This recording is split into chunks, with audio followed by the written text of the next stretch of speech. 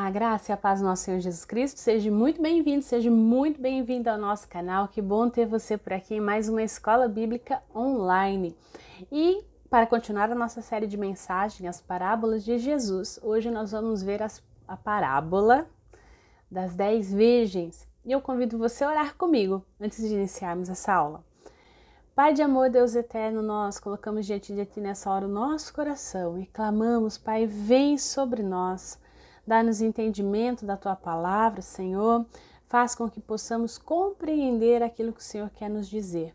Pedimos também, Senhor, pela saúde do reverendo André, esse pai que está gripado. Pedimos pela sua família. Abençoa ele, ó Deus, e fortaleça a sua vida. Assim, também pedimos para toda a igreja em Araraquara, em São Carlos. Faz prosperar, ó Deus, multiplica o Teu reino. Assim nós pedimos, ó Deus, no nome santo do Senhor Jesus. Amém. Amém. Então vamos lá. Nosso alvo hoje, então, é a gente poder aprender a necessidade de se preparar para a volta iminente de Jesus. Jesus voltará. Você está preparado? Você está preparada? Já parou para pensar nisso? Então a gente vai tentar hoje refletir um pouquinho sobre prudência, paciência e responsabilidade diante dessa verdade. Então vamos ler a parábola de hoje, Mateus 25, de 1 a 13, diz o seguinte: Então o reino dos céus será como as 10 virgens, que pegaram suas lamparinas e saíram para encontrar-se com o noivo.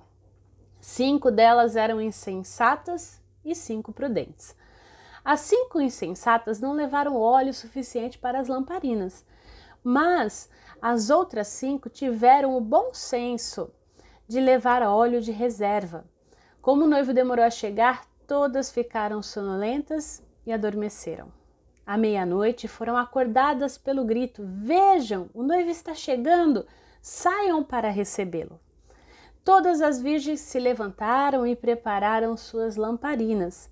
Então as 5 insensatas pediram às outras: Por favor, deem-nos um pouco de óleo, pois nossas lamparinas estão se apagando. As outras, porém, responderam: Não temos o suficiente para todas. Vão e comprem óleo para vocês. Quando estavam fora comprando óleo, o noivo chegou. Então, as 5 que estavam preparadas entraram com ele no banquete de casamento e a porta foi trancada. Mais tarde, quando as outras 5 voltaram, ficaram do lado de fora chamando: Senhor, Senhor, abra-nos a porta. Mas ele respondeu: A verdade é que não as conheço. Portanto, vigiem, pois não sabem o dia e nem a hora. Palavras do Senhor. Há detalhes no contexto histórico que nos auxiliam na compreensão dessa parábola, é importante para a nossa reflexão hoje. De acordo com a tradição oriental, a celebração do casamento exigia grandes preparativos. Então o casamento ele era realizado à noite, era uma ocasião de alegria. E tudo era feito sem pressa, sem horários assim pré-estabelecidos. Não havia aquela coisa da hora marcada para a chegada do noivo, né, a casa da noiva. Não, a fim de participarem do banquete. Ou mais frequentemente para levá-la ao banquete em sua casa, né? E o noivo nomeava um padrinho para o casamento. Chamava-o, por exemplo, João Batista fala, né, que João Batista era o amigo do noivo. Então, alguns jovens o acompanhavam na comitiva de honra durante os dias de casamento, que comumente eram 7. Então, o casamento tinha 7 dias, era uma semana de festas, né? E algumas jovens acompanhavam a noiva. Então, tinha o noivo, a noiva, os amigos do noivo e as amigas da noiva. Então, e não tinha uma hora estabelecida para se realizar esse casamento. Então, o noivo saía para buscar a noiva. E quando ele chegava no lugar onde ela estava, ouvia-se a vozes dizendo, né? Olha o noivo, saia ao encontro do noivo, olha o noivo chegou. E nesse momento as pessoas então comissionadas para recebê-lo acendiam as suas lamparinas e corriam com elas nas mãos para ocupar o lugar na procissão. Então por isso que essa ideia da lamparina. Então caso alguém não estivesse pronto, seria tarde demais, porque não havia mais tempo para se preparar. porque o noivo estava perto. Então era necessário você estar ali com a sua lamparina e com o seu óleo para acender na hora que o noivo chegasse. Então todos os participantes entravam na casa do noivo e aí depois a porta era fechada e ninguém mais entrava. Todo mundo festejava ali com ele então os 7 dias. Jesus conta essa parábola, né? Continuando o seu ensino sobre a necessidade de vigiar, conforme Mateus 24, 44. Cabe a nós, então, o mesmo estado de vigilância, tendo as seguintes virtudes que foram destacadas nessa parábola, e é isso que a gente vai ver hoje, sobre essas virtudes importantes para enquanto nós aguardamos o retorno de Jesus pela segunda vez. A primeira dela, prudência. A grande diferença aqui entre os dois grupos de noiva foi o fato de que as sábias, né, tiveram a provisão maior de azeite do que as nécias. E exatamente por causa disso, Jesus chama elas de prudente. Então elas não sabiam quando o noivo iria chegar. Então o que elas fazem? Preparam uma porção extra. Então a prudência, ela é uma virtude amplamente enfatizada nas Escrituras, especialmente no Novo Testamento. E quando a gente pensa que na expectativa de nós crentes, quando a segunda vinda de Cristo, essa prudência deve ser maior ainda, já que o Senhor nunca marcou uma data. Então a gente não tem uma data para sua volta, né? A gente sabe aí de muita gente que marcou a data, que fica na expectativa, que vai fazendo aí contagem, numeração. Mas o fato é que nem o próprio Jesus sabe o dia da sua vinda, né? Então, a respeito daquele dia ou a hora, ninguém sabe. Nem os anjos do céu, nem o Filho, senão o Pai, conforme Marcos 13:32. Então, nós devemos estar sempre vigilantes, como essas noivas que foram prudentes.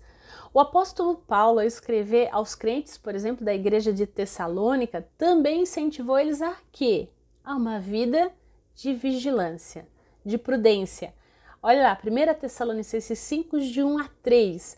Irmãos, relativamente aos tempos e às épocas, não há necessidade que eu vos escreva, pois vós mesmos estáis inteirados com precisão de que o dia do Senhor vem como ladrão de noite.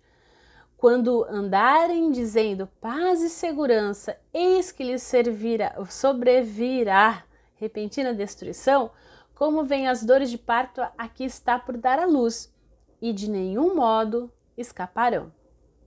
E o mesmo Paulo escreve aos Efésios, né, lá em 5, de 15 a 16. Portanto, vede prudentemente como andais, não andai como nécios, e sim como sábios, remindo o tempo, porque os dias são maus. É quase um eco, né, da parábola que a gente tem aqui de Jesus. Então, para a gente pensar sobre essas parábolas para a nossa vida hoje, né? Nós vivemos aí num mundo tão ignorante quanto a respeito da volta de Cristo, né? E nós nos deixamos assim levar por essa incredulidade. E nós esquecemos quase sempre da iminente volta de Cristo. E não tem como a gente falar que a gente vai ser pego de surpresa, como essas virgens nécias, porque a gente sabe que ele vem, ele disse que ele vem. Né? Assim como o Filho do Homem foi elevado, ele será trazido de volta. Então nós temos essa certeza. Então cabe a nós prudência. A segunda virtude, então, também que a gente pode destacar dessa parábola é paciência. As virgens dessa parábola, elas foram tomadas de sono e adormeceram, o que nos indica ter passado muito tempo entre a expectativa inicial das virgens e a chegada real do noivo, né? Então, devido à sua prudência, essas 5 virgens estavam preparadas com um suprimento extra de azeite e não foram pegas de surpresa. Mas o ponto que eu quero destacar aqui é o fato de que nenhuma delas tinha ciência do tempo que demoraria para que o noivo chegasse, né? Nem as 5 sábias e nem as 5 nécias. E isso nos evidencia que nós precisamos ter paciência e crer, né? Crer que Jesus vai voltar e que essa volta é certa. Pedro, ele alertou os crentes da sua época a esse respeito, quando muitos questionavam ele sobre a volta de Cristo. Vê lá, 2 Pedro 3,9. Onde está a promessa da sua vinda? Porque desde que os pais dormiram, todas as coisas permanecem como desde o princípio da criação. Corrigindo, 2 Pedro 3,4. E ele responde dizendo, e aí sim o 9, não retardará o Senhor a sua promessa, como alguns a julgam demorada. Pelo contrário, ele é longânimo para convosco, não querendo que nenhum pereça, senão que todos cheguem ao arrependimento. E Pedro continua dizendo aqui para os crentes que enquanto Jesus não volta, eles devem esperar e apressar a vinda de Cristo, né? A gente pode dizer então que esperar tem a ver com a paciência que a gente deve cultivar. E apressar tem a ver com a responsabilidade de servos do Senhor enquanto esperamos. E essa última será vista no próximo tópico. A gente vai falar um pouquinho sobre a questão do apressar. Paulo também é alerta quanto a isso, quando ele diz aos Romanos, lá no capítulo 13, verso 11, e digo isto a vós outros que conheceis o tempo, já é hora de vos despertares do sono, porque a nossa salvação está agora mais perto do que quando nos princípio cremos. Então nós vemos aqui que Paulo enfatiza a necessidade de nos despertar do sono, pois o tempo da volta de Cristo está muito perto. E o mesmo que ele havia ensinado aos Tessalonicenses lá em 1 Tessalonicenses 5,6, assim, pois, não durmamos como os demais. Pelo contrário, vigiemos e sede sóbrios. Então, Cristo pode estar demorando para voltar, como muitos entendem, né? Muitas vezes a gente tem essa sensação e a gente pode ficar cansado com a demora e cair no sono, entrar aí num estado de letargia espiritual, né? O grande alerta que fica aqui para nós é que a gente não pode desprezar o fato de que Jesus pode aparentemente estar demorando, mas ele voltará. Então, estejamos, portanto, sempre em estado de alerta, pois em breve ouviremos, chegou o noivo chegou, e aí? Então, vamos pensar como a gente lida com aqueles que questionam a nossa fé, né, dizendo que o noivo não vai chegar. Esse negócio aí de que Jesus vai voltar, você tá louca, Gisele? Não para, né? Será que a gente tem a plena confiança, a esperança, né, com paciência pelas bodas do Cordeiro? E também nós estamos, assim, preocupados demais com as coisas desse mundo e a gente acaba relaxando a nossa vigilância? Serve para a gente pensar, né, até que ponto a gente está, assim, pacientemente esperando o retorno de Cristo, tendo essa convicção, essa certeza e a paciência. Outra virtude importante é então a terceira, a responsabilidade. As virgens sábias, elas disseram às nécias que elas deveriam ir aos que vendem e comprar a provisão de azeite para si mesmas, já que o azeite delas não poderia ser dividido. E se você olhar e pensar nessa parábola, traz para a gente também um outro grande ensinamento, que a gente deve ser responsável pelas nossas vidas. Sim, precisamos ser responsáveis. O Senhor espera que cada crente individualmente seja responsável por aguardar de forma vigilante e com expectativa a sua volta. E essa responsabilidade diante de Deus já era ensinada aos profetas do Antigo Testamento. Veja, por exemplo, Ezequiel 18:20 diz que a alma que pecar, essa morrerá. O filho não levará a iniquidade do pai, nem o pai a iniquidade do filho, a justiça do justo ficará sobre ele, e a perversidade do perverso cairá sobre este. Então ele ensina ao povo de Israel essas coisas. Então não é pelo fato de alguém ser filho de crente que o Senhor vai tratar de forma mais branda quando ele voltar. Deus tem apenas filhos, não tem netos. É importante lembrar disso, viu?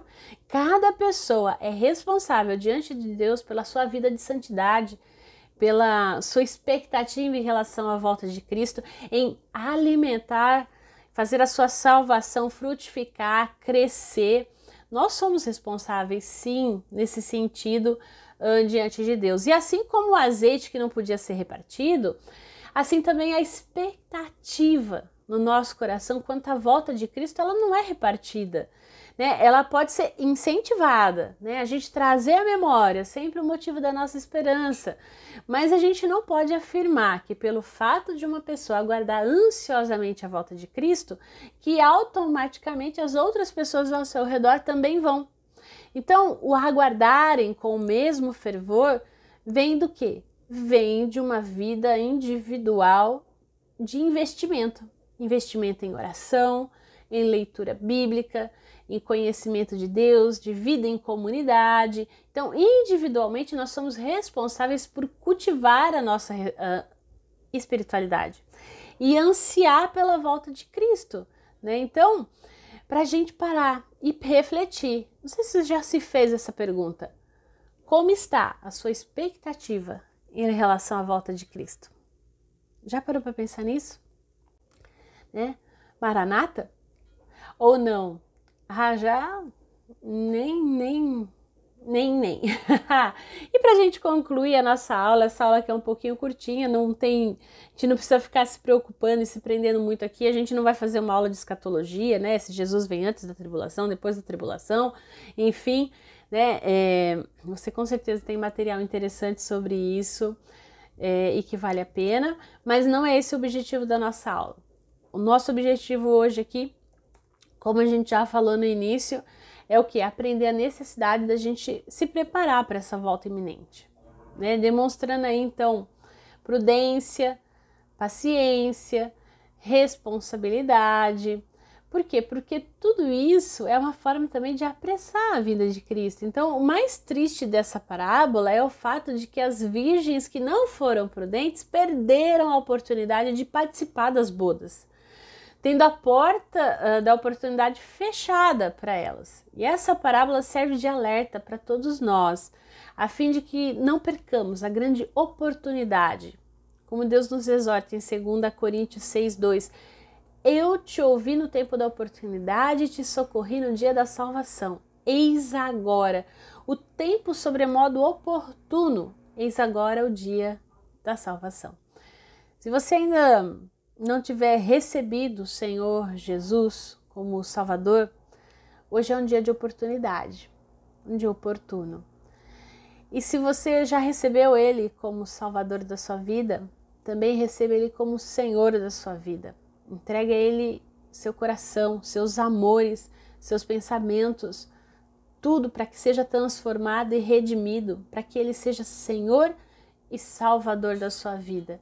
E essa aparente demora, né, do retorno, então, da segunda vinda de Cristo para restaurar todas as coisas e redimir a criação, pode ser que aparentemente esteja demorando, mas para Deus tudo tem o tempo certo, né? A palavra de Deus nos afirma que essa demora é para que mais pessoas cheguem ao arrependimento.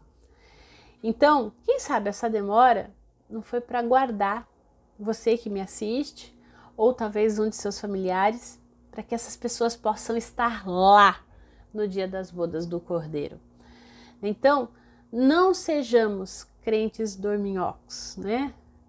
Vivendo um cristianismo sonolento, né? Eu lembro da musiquinha, né? A formiguinha cata folha e carrega, quando uma larga, a outra pega. Deus não quer preguiçoso em sua obra.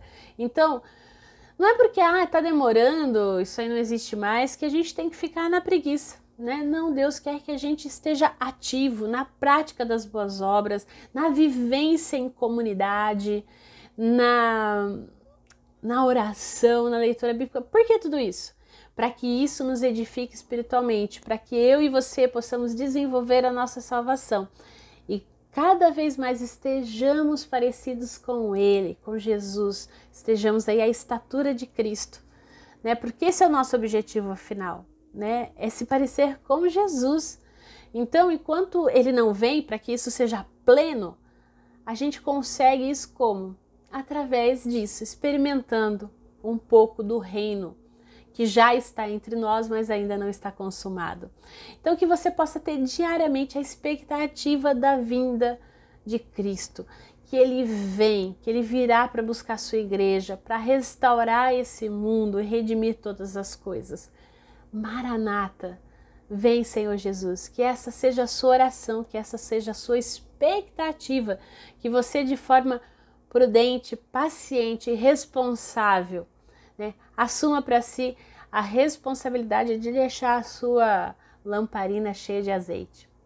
Que Deus te fortaleça e que Deus te abençoe. Eu convido você a estar conosco hoje na Igreja Presbiteriana Independente Araraquara, nosso culto de adoração às 19h30. E se você é de São Carlos e está acompanhando essa aula numa sexta-noite, o nosso culto é aos domingos às 10h15 da manhã. A gente deu uma mudadinha aí, porque a gente tem a escola bíblica também presencial às 9h da manhã. Então, esperamos por você em uma das nossas igrejas. Espero que você tenha gostado dessa aula. Então, curte ela, compartilhe esse vídeo, vamos espalhar a palavra de Deus até que Ele venha.